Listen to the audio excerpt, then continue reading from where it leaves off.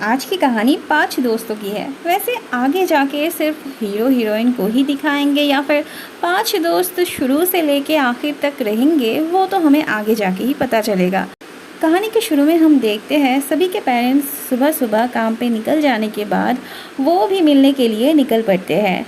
उनके पेरेंट्स उन्हें पढ़ाई करने के लिए छोड़ जाते हैं और ये सब बहाना ढूंढते हैं एक साथ मस्ती करने की। आज का प्लान था नूडल्स खाने की, पर जिस पॉट में नूडल्स पकाया गया था ना तो वो किसी को पसंद आता है और ना ही किसी को सिर्फ पानी में पकाया हुआ नूडल्स खाने को मन कर रहा था। उन्हें पॉट भी नया चाहिए था और नूडल्स में भी सब्जी चिकन चाहिए थी, तो सभी अपनी अपनी तरफ से कुछ ना कुछ लाने जाते हैं।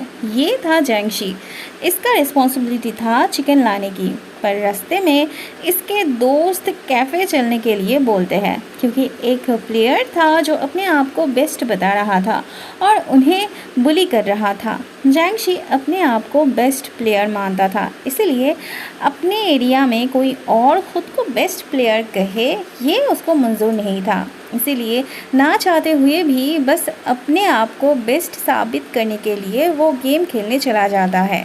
वह हमारी हीरोइन शाओ अपने हीरो जिंग को लेके घर से सब्ज़ी लेने आई थी। वैसे इनके बीच अभी भी दोस्ती थी, लव रिलेशन में अभी तक नहीं गए थे ये दोनों। हमारी हीरोइन बहुत ही भोली भाली थी। थोड़ा सा नूडल्स बनाने के लिए वो पूरा सब्ज़ी उठा रही थी। जिंग कहता है अगर पूरा लेके जाएंगे तो पकड़े जाएंगे, इसलिए वो सारी सब्जियों में से थोड़ा थोड़ा करके लेता है। शाओ तो एकदम से इम्प्रेस हो जाती है। अब बारी थी पॉट लेने की, जो कि लिनशी अपने घर से लेने वाली थी। हुआन लिनशी के साथ आया तो था उसकी मदद करने, पर उसके दिमाग में जिंग जैसा आइडिया नहीं आते थे और जितना आता था उसमें भलाई होने की जगह चीज़ें बिगड़ जाती थी। अलमारी लॉक था तो हुआन लिनशी से एक हेयर पिन मांगता है।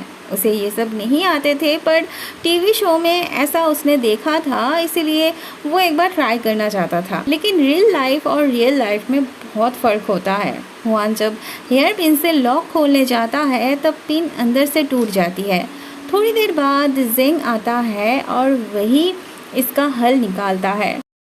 स्क्रू ड्राइवर से वो पीछे का स्क्रू निकाल के उसे खोल के बड़े आराम से पॉट बाहर निकालता है। वहाँ ये लोग तो सब कुछ जुगाड़ करके ले आते हैं, लेकिन जैंगशी को कैफ़े से निकलने में इतना देर हो जाता है कि मीट शॉप बंद ही हो जाती है। घर आके वो झूठ कहता है कि उसने गरीब माँ बेटे को मीट दान कर दिया, पर जिंग उसके झूठ को पकड़ ही लेता है। फिलहाल के लिए जैंगशी अपने घर से ही मीट लाने जाता है। वहाँ पेरेंट्स लोग जल्दी जल्दी काम ख़त्म कर लेने की वजह से उनकी छुट्टी हो गई थी और यहाँ पे अभी तक इनका नूडल्स पकाना शुरू ही नहीं हुआ था। बहुत टाइम से सब आग जलाने की कोशिश में लगे हुए थे, हो नहीं रहा था। देख जैंगशी अंदर से केरोसिन लेके आता है। जिंग के मना करते करते जैंगशी ऑलरेडी केरोसिन डाल चुका होता है, जिससे आग भड़क उठती है। बाहर पेरेंट्स लोग भी आ गए होते हैं। अंदर आग जल रही है देख सभी घबरा जाते हैं और जल्दी से अंदर आते हैं, लेकिन तब तक कोई भी बाहर नहीं था और अंदर आके सब किताब के अंदर मुंह घुसा के बैठे थे और टेबल के नीचे छुपा के रखे थे अपना कारनामा। पर गलती से शाओ का पैर लग के पॉट का ढक्कन बाहर चला आता है। फिर तो डांट खाने से उन्हें कोई बचा नहीं सकता था। शाओ की मम्मी अपनी बेटी को लेके बहुत परेशान हो चुकी थी। शाओ के एज के सभी बच्चे दिमाग से काफ़ी बड़े हो चुके थे, बस एक शाओ थी जो अभी भी बच्चों की तरह बिहेव करती थी। उन्हें फिक्र थी कि उनकी बेटी कब बड़ी होंगी।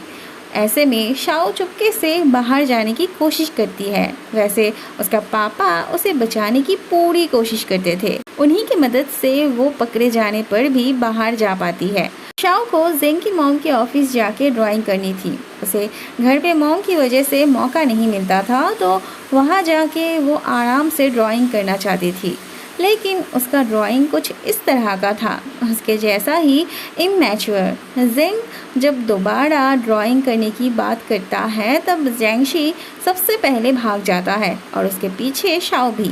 फिर तो जिंग को ही संभालना पड़ता है।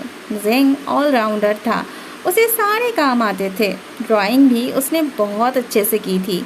जाते वक्त शाओ की साइकिल की चेन टूट जाती है तो वो जेंग की साइकिल के पीछे बैठ जाती है। घर जाके कहीं शाओ को डांट ना खानी पड़े इसीलिए जेंग ने इसका भी बंदोबस्त करके रखा था। शाओ की मॉम के लिए उसने एक सुंदर सी हेयर पिन खरीदी थी, वही वो शाओ को अंदर जाने से पहले देता है। शाओ फिर से इम्प्रेस हो जाती है। शाओ की मॉम उससे बहुत ज़्यादा नाराज़ थी। शाओ के हेयर पिन देने से भी उनका गुस्सा ठंडा नहीं हो रहा था। फिर शाओ के पापा भी उन्हें मनाने लगते हैं। शाओ की मॉम थोड़े से तारीफ से ही खुश हो जाती थी तो उनका गुस्सा बहुत जल्द शांत हो जाती है। अगले दिन स्कूल में जेंग अपने सीनियर से बात करने जाता है। इस लड़के का पता नहीं क्या था, जेंग को इससे बात करते देख बहुत गुस्सा आता है उसे। और अगले ही पल जेंग जब अपना किताब खोलने जाता है तब वो देखता है उसके सारे किताब के पन्नों में ऐसे दाग बना के रखा है और ऐसा घटिया काम इस बंदे ने ही की थी। वो जेंग को वार्न करता है फिर से उस लड़की से ना मिलने के लिए, पर तभी वो सीनियर आके जेंग को बुलाती है बात करने। इसका गुस्सा तब 2 गुना बढ़ जाती है। बाद में वो फिर से जेंग को परेशान करने के लिए उसके साइकिल की हवा निकाल दिया होता है। जेंग तब इन दोनों को घर चले जाने के लिए बोलता है। शाम को जब ये 3 पढ़ने बैठते हैं तब जेंग की किताब में ऐसे दाग देख शाओ को बहुत गुस्सा आता है। वो उस बंदे को सबक सिखाना चाहती थी जिसने जेंग को परेशान करके रखा था, पर जेंग कोई झमेला नहीं चाहता था। उसे बुली होना मंजूर था पर लड़ाई झगड़ा नहीं चाहता था वो, इसलिए शाओ जेंगशी के साथ हाथ मिला के उस बंदे को सबक सिखाना चाहती थी और वो भी जेंग से छुपा के। दोनों मिलके प्लान बनाते हैं कि इस बंदे को एक लव लेटर दे के अकेले में बुलाएंगे और उसे सबक सिखाएंगे। अगले दिन शाओ एक लड़की के हाथों उस बंदे के लिए लव लेटर भेजती है। अगले सीन में हम देखते हैं शाओ स्कूल के बाहर जेंगशी के आने का इंतजार कर रही थी। वो तो नहीं आता, उसके बदले ये बंदर ही चला आता है। लव लेटर पाने से ये तो बहुत ही खुश था, ऊपर से इतनी सुंदर लड़की से मिली थी सोच के और भी ज़्यादा उछल रहा था। पर जब उसे पता चलता है कि वो जेंग की तरफ से उसे धमकाने आई थी तो उसका दिमाग खराब हो जाता है। वहाँ जेंग को जेंगशी से उनके प्लान के बारे में पता चलता है तो उसे शाओ को लेके फिक्र होने लगती है, तो वो जल्दी से शाओ को बचाने दौड़ता है और आते ही इसको ऐसे पकड़ के कहता है उसे जितना बुली करना है वो उसे कर सकता है। अगर शाओ पे एक भी आँच आई तो वो उसे नहीं छोड़ेगा। इतना धमकाने के बाद जेंग को पता चलता है कि वो बंदर शाओ को अपना बॉस बुला रहा था। दरअसल शाओ ने तब इसका थोड़ा सा तारीफ कर दिया था और उसे स्मार्ट होने के लिए कहा था। तब से ये बंदा शाओ को अपना बॉस मानने लगा। उसकी ग्रूमिंग की जिम्मेदारी भी उसने शाओ को दी थी। थोड़ी देर बाद जेंगशी आके शाओ से पूछता है वो अब तक उसके बताए हुए जगह पे आई क्यों नहीं। दरअसल जेंगशी ने जिस जगह की बात की थी शाओ ने कोई और ही जगह सोची थी। फिर दोनों आर्ग्यू करने लगते हैं।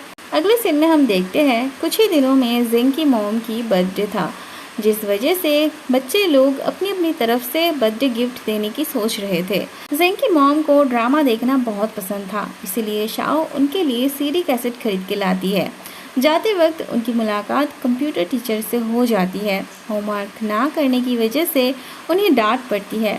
अब जहाँ पे उन्हें काम करना था वो जगह बंद थी और टीचर ने उन्हें चाबी भी नहीं दिया था, जिस वजह से शाओ ऐसे इसके ऊपर चढ़ के अंदर जाना चाहती थी। लेकिन तभी वो जेंग को उस सीनियर लड़की के साथ बात करते हुए देखती है। ये देख के उसका तो मुंह ही उतर जाती है। जेंगशी जब जेंग को पुकारता है तब उसके देखने से पहले ही शाओ उतरने जाती है। जेंगशी चिल्ला के पूछता है कहीं उसका पैर तो टूट नहीं गया। ये सुन के जेंग दौड़ के शाओ के पास जाने लगता है। दरवाज़ा लॉक था तो वो भी ऐसे दीवार टपका के अंदर जाता है। जेंग शाओ को छू के देखने जाता है कि कहीं उसे चोट तो नहीं लगी, पर शाओ को इतना बुरा लगा था उसे किसी और लड़की से बात करते हुए देख के वो जेंग को उसे छूने भी नहीं देती।